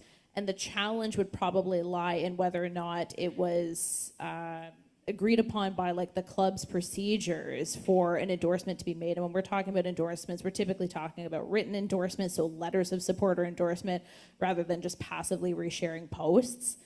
So again, just sort of a point of clarification there, that the reason why we don't define minimum and maximum thresholds for posting is A, enforceability, and B, because it's really about the coordination aspect and whether the candidate directed a club and its members to post or whether they just sort of passively reshared, and how easily it is for the investigative team to be able to determine whether or not that was coordinated or not, which is highly subjective in and of itself. And I can't speak to that because I'm not an investigator, but just trying to clarify that the reason why we don't put that in the policy, or why we were advised not to put something like that in the policy, because it is just really subjective and hard to follow up on.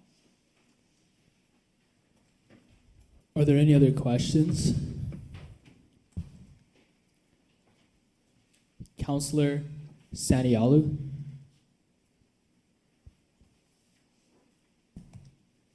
Yeah.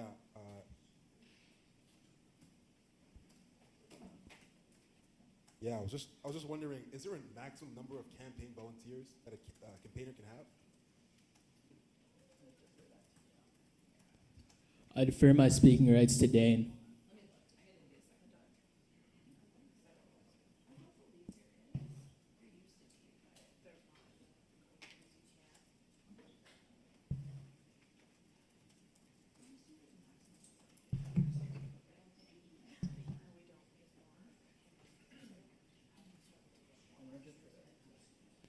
I defer my speaking rights to President Henriquez.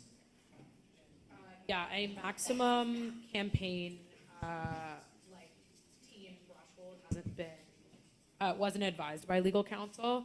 I think the size of campaign teams has grown substantially over the last couple of years, and like restricting who can and can't be considered a campaign volunteer, that also limits students' abilities to contribute to campaigns. So there are a number of reasons, but I don't believe that. Associated. Councillor Bobkowitz. I was wondering if I can make a quick friendly amendment to hopefully fix our current dilemma, if possible, where we would basically strike out the words passively by minimal and simply differentiate between a club and an individual without specifying minimal or maximal posting. Yeah. We're currently in questioning period for this amendment, but you can make that once we get to the amendment period of the amendment. Okay. Yeah, I thought I'd just put it on the floor. Just. Are there any other questions to this amendment? Are there any amendments to this?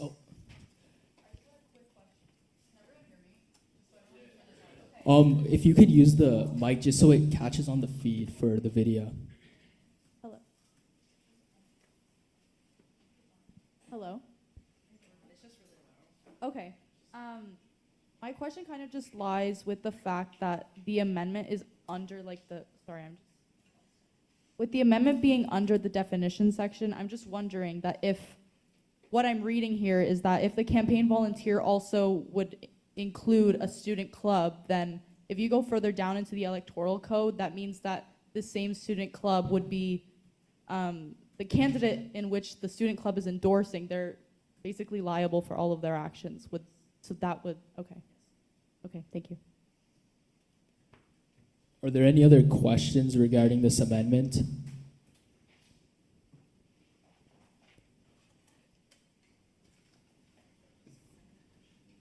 Councillor Bose. I just wanted to ask a question regarding the intended meaning of the first two words. I seen the rest of the electoral code. From what I understand, the club normally is referring to a USC club, and I see the language here as being student club. Is your intention that we at the USC obviously are only able to govern the actions of ratified USC clubs? Is this intended to be an amendment which kind of brings non-ratified USC clubs into this scope, or is it fair to say maybe perhaps we should eliminate the word student if you're looking to what's the intention behind the word student club? Councillor Wasty. Yes, I would be willing to remove the word student through a friendly amendment if proposed. Are there any questions to this amendment?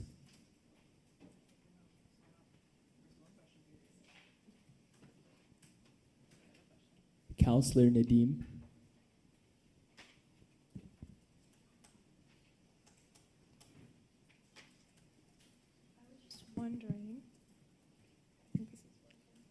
I was wondering for section 1.2, does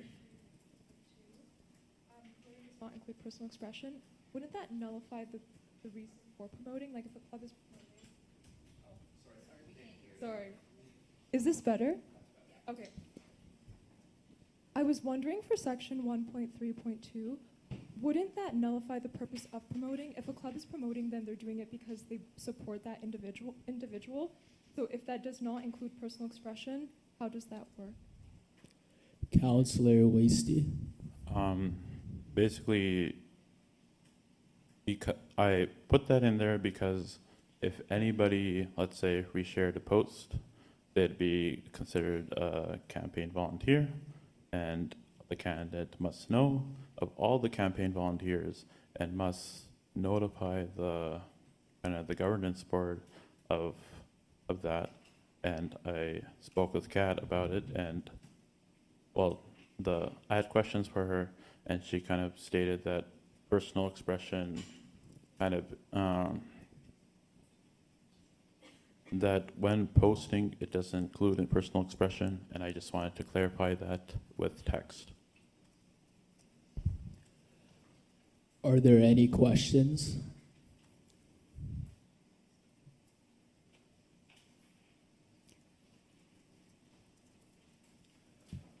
Are there any amendments or points of debate to the amendment? Councillor Thompson. The problem that Can I get a seconder?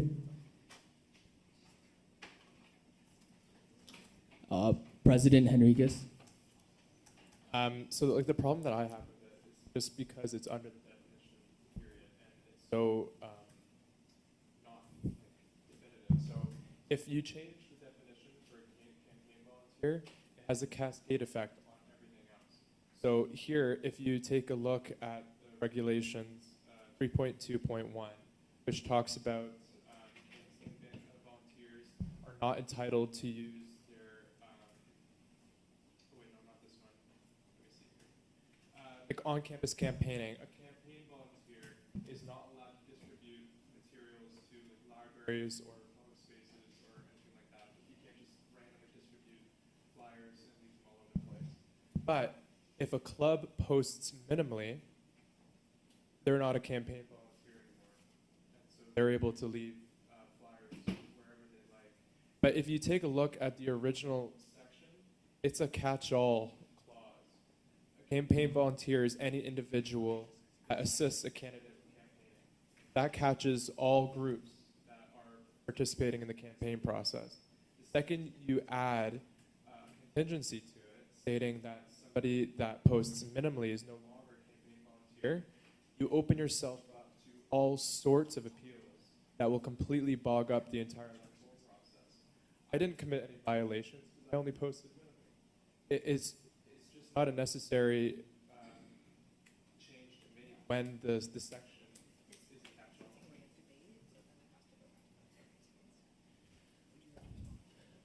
Councillor Thompson, I just want to confirm, is this a point of debate? Yes. Councillor Wasty, would you like to respond?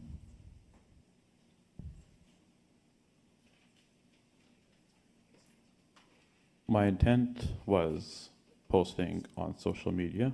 I will say that. If somebody wants to give a friendly amendment when we get to amendments to this amendment, you're welcome to do so. I know it is a catch-all phrase. That is kind of the purpose why I put it in the definition, as I wanted to kind of separate people that are kind of putting a lot of work into a candidate's campaign versus people that are that are kind of voicing that they agree with the policy points. Sorry, point of order. We are in the amendments and debate here. Yes. Do we not have two friendly amendments on the floor right now that need to be addressed before the debate is considered, or? Are there any other points of debate regarding the original motion? Councillor Thompson.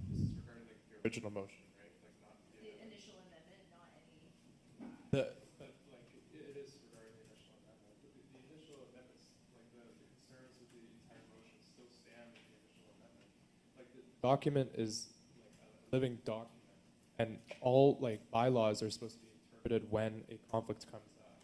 So any appeal board that takes a look at the document when handling a disagreement will very easily be able to differentiate between what a campaign volunteer is and somebody that is passively promoting their friend, not using club affiliations, not using any student groups that they're a part of in order to propagate that.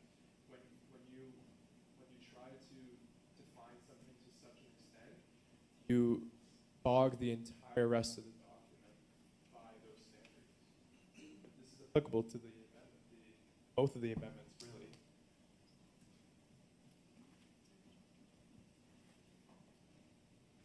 Before Councillor Wasty, if you'd like to respond, Councillor Thompson, since that was your second time speaking to this debatable motion, you're no longer able to speak after that one. Councillor Wasty, would you like to respond? After the debate period, I'll be open to friendly amendments and any amendment, even if not friendly, if you'd like to kind of add a different wording to this. But I still feel quite strongly about my current motion.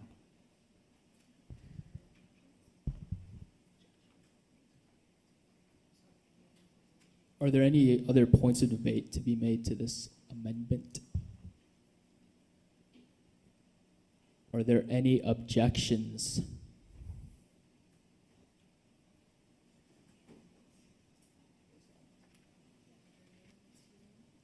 Are there any amendments to be made? Are there any points of debate to be made?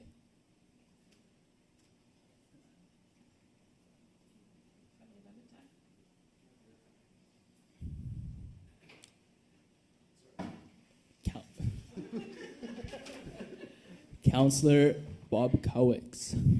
I would like to make a friendly amendment to the current amendment on the floor where we remove the term minimal as to basically differentiate between... I have to interrupt you. I need a seconder first. Can I get a seconder? Councillor Abedi. Point of order. Yeah. Yeah. My apologies. You may continue. Okay. We could, I'm asking for a friendly amendment to remove the term minimal to simply differentiate between a club and an individual, just acting within their own interests and then separately within their own interests of a candidate or not, just, yeah. I need to.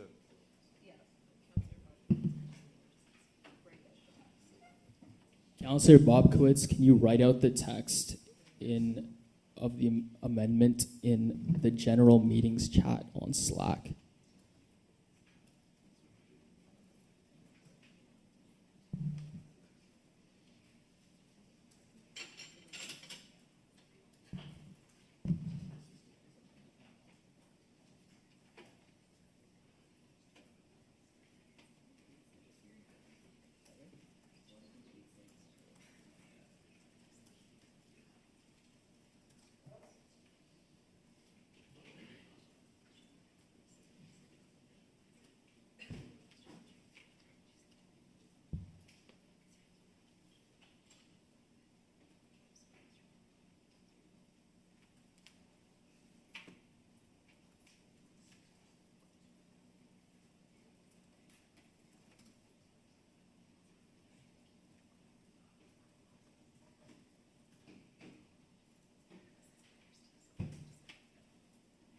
So, sorry.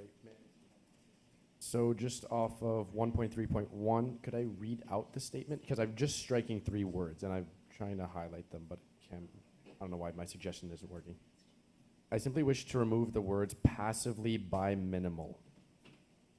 So to kind of state exactly what the amendment is, the original amendment is, with this friendly amendment, would be student clubs are considered a group if they are actively supporting by hosting events and posting content, unless they are only supporting posting that states and explains an endorsement of a candidate.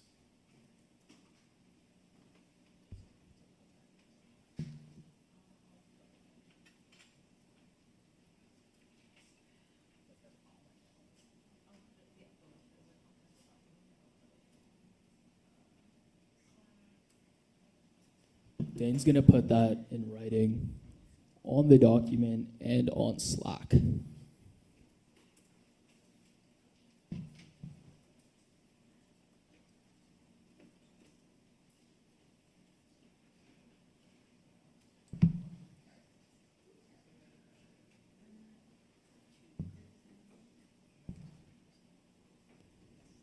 Are there any questions to the amendment of the previous amendment?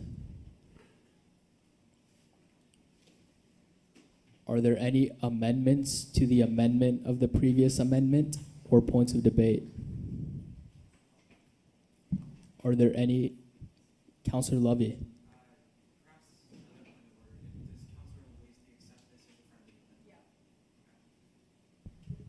Yes, I do accept. Are there any objections?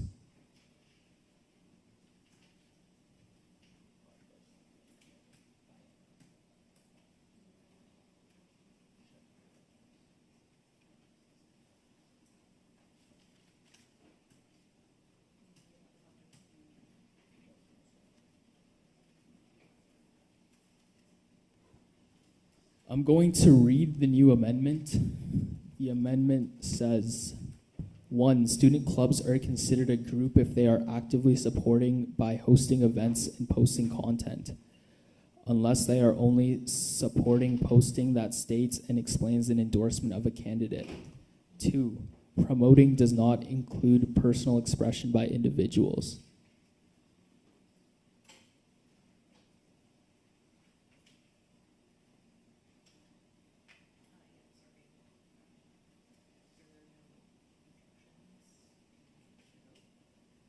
If there are no objections, we can now move to a vote.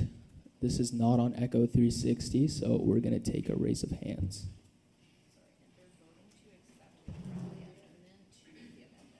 And just clarification, you're voting to accept the friendly amendment to the amendment. We have not yet voted on the motion. Can I get a raise of hands with your placard if you are for the friendly amendment to the amendment?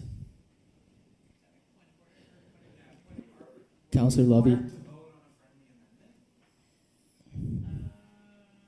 Sorry, and Councillor Wasey already accepted, correct? Okay, then no, sorry, there is no vote on the friendly amendment. Okay, Are there any further? Councillor Lovey.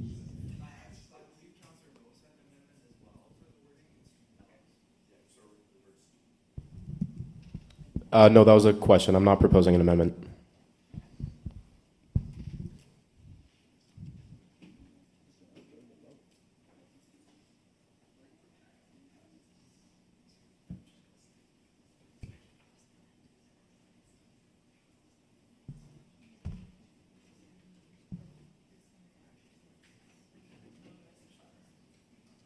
President Henriquez.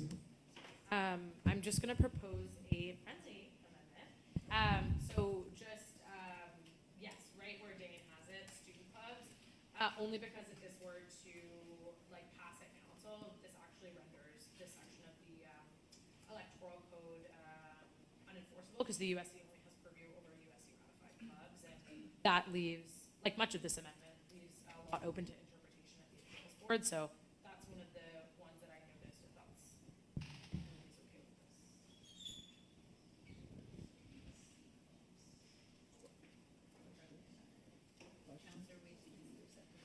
Councillor Wasey, do you accept the friendly amendment? Is the amendment to remove the word student?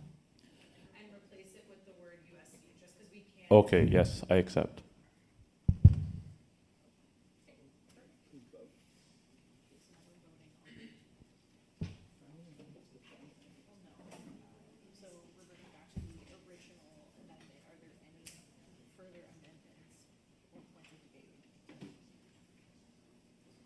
Reverting to the very first amendment, are there any other amendments to that or points of debate?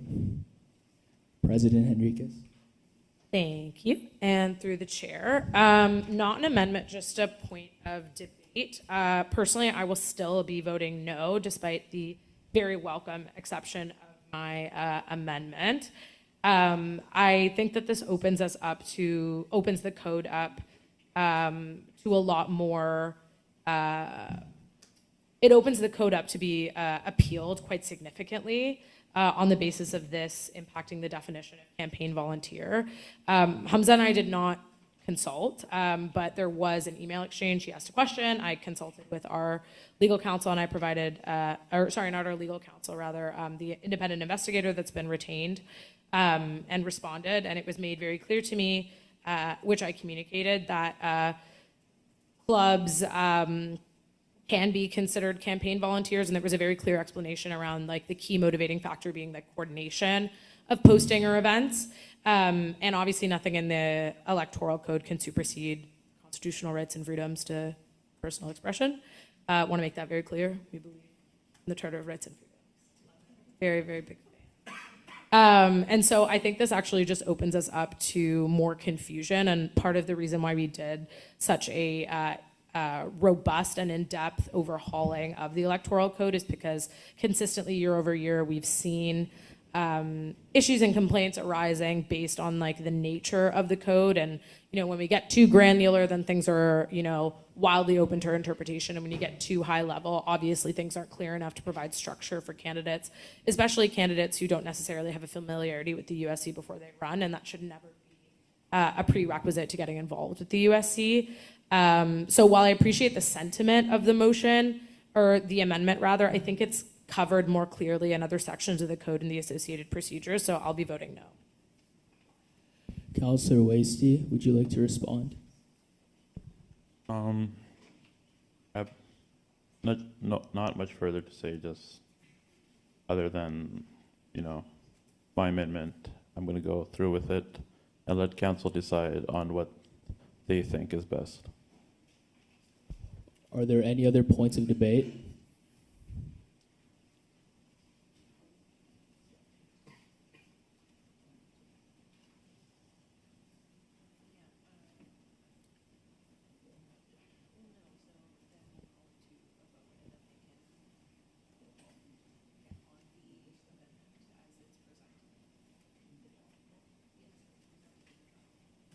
Okay, we will now move on to a vote on the amendment as presented in the draft.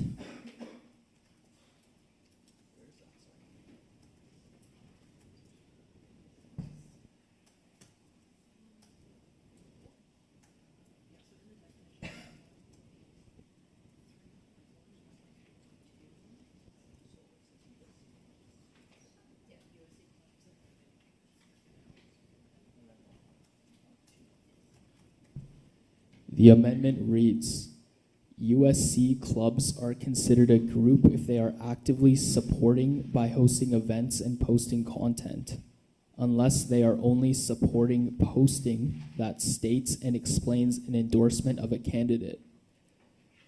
1.3.2, promoting does not include personal expression by individuals. Can everyone in favor of the amendment raise your placards and keep them raised until I say?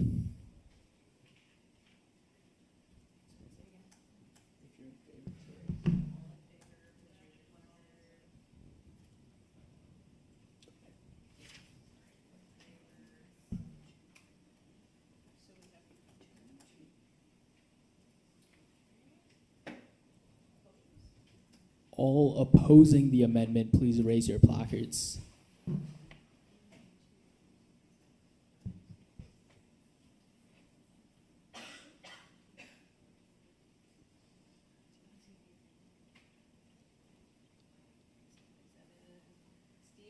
placard up? I can't see. No.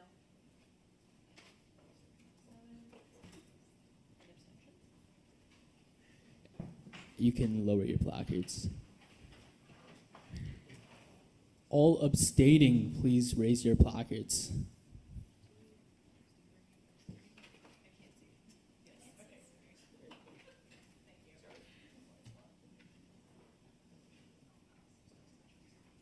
The motion does not pass.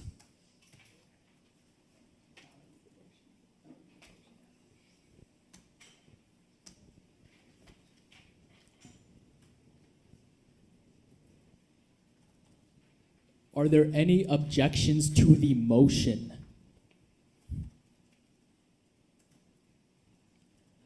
We can now head over to Echo 360 to vote.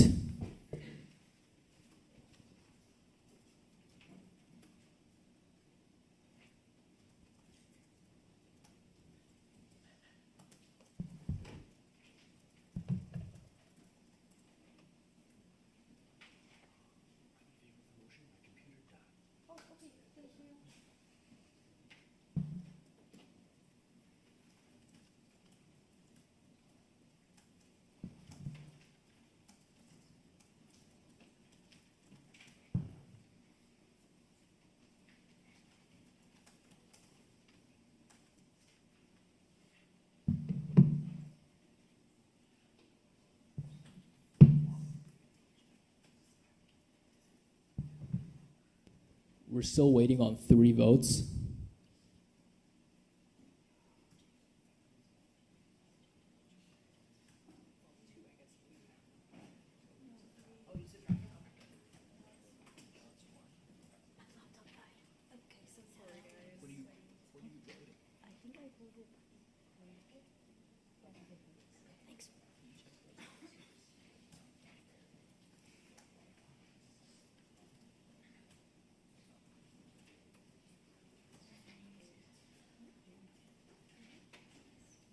The motion passes. Now we have 2 first readings. Here we will not be doing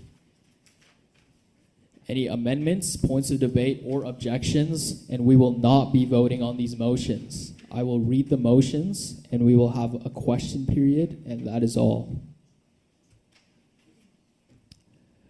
From the Governance and Finance Standing Committee, the motion to approve annual edits to the standing orders of council.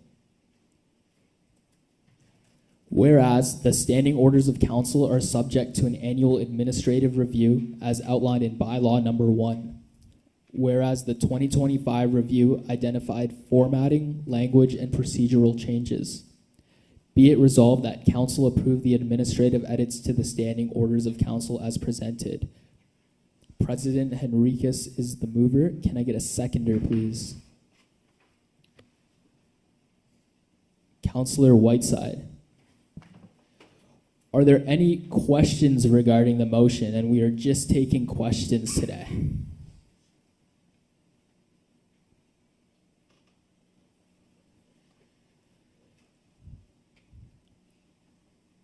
Seems as if there are no questions. I will move on to the next motion. And again, this motion is just a first reading as well. Coming from the Governance and Finance Standing Committee, the approval of revisions to the agenda and Council Operations Standing Committee terms of reference. Whereas ACOSC's terms of reference must reflect current procedures and language, whereas the existing version includes outdated terminology and minor ambiguities, be it resolved that Council approve the revised ACOSC terms of reference as presented. President Henriquez is the mover. Can I get a seconder, please? Councillor Kattenbotter. Are there any questions regarding the motion? There are no questions. All amendments, points of debate, objections, and voting will take place for these 2 motions on October 1st. I would like to motion to adjourn this meeting to October 1st at 6 p.m. Can I get a seconder, please? Counselor in the back corner, I can't read your name.